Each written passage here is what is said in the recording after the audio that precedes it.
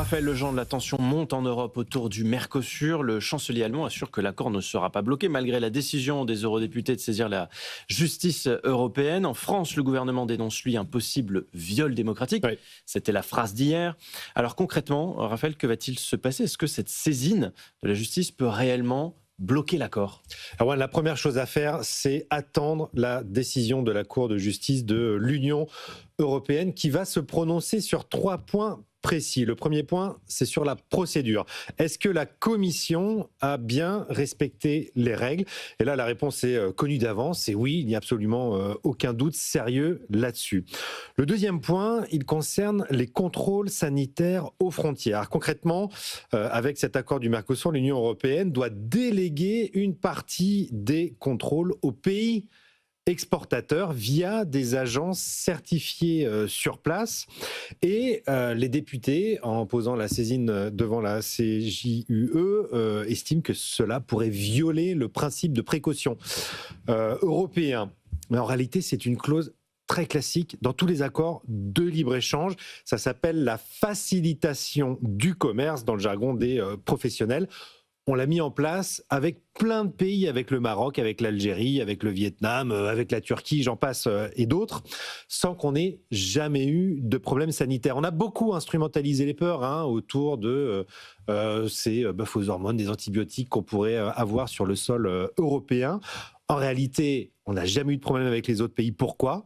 Parce que ces pays savent bien une chose, c'est qu'au moindre incident, eh bien, leur vente s'effondrerait, tout simplement. Ils n'ont donc aucun intérêt à frauder. Voilà. Et puis, il reste le troisième point, et c'est peut-être là le plus sensible juridiquement. Le traité prévoit qu'en cas de nouvelle réglementation sanitaire ou phytosanitaire en Europe, on sait qu'on aura probablement des nouvelles réglementations à venir. Eh bien, ces réglementations pourraient réduire les exportations des pays du Mercosur si on impose des nouvelles normes. Eh bien, il y a une clause qui impose à l'Europe d'augmenter d'autres quotas dans ces cas-là pour compenser cette baisse, par exemple, je ne sais pas moi, du bœuf. Eh bien, le principal problème juridique est là. La question à laquelle va devoir répondre la Cour de justice de l'Union européenne, c'est est-ce que ce mécanisme de compensation pourrait dissuader à l'avenir le législateur européen de durcir ses règles sanitaires ou phytosanitaires par peur d'avoir à les compenser commercialement. Alors c'est un débat d'intention, c'est plus fragile juridiquement et c'est sur ce point que la Cour devra trancher. Alors Raphaël, quand est-ce qu'on aura la réponse de la Cour? Alors ça devrait aller assez vite. On a beaucoup entendu que ça pourrait durer 2 ans. C'est pas vrai. Le sujet est devenu inflammable politiquement, donc la Cour ira vite. En 6 à 8 mois, elle peut le traiter. Certains, comme les Allemands, mettent quand même la pression et veulent que la Commission passe en force. Franchement, techniquement, c'est compliqué et c'est surtout politiquement explosif.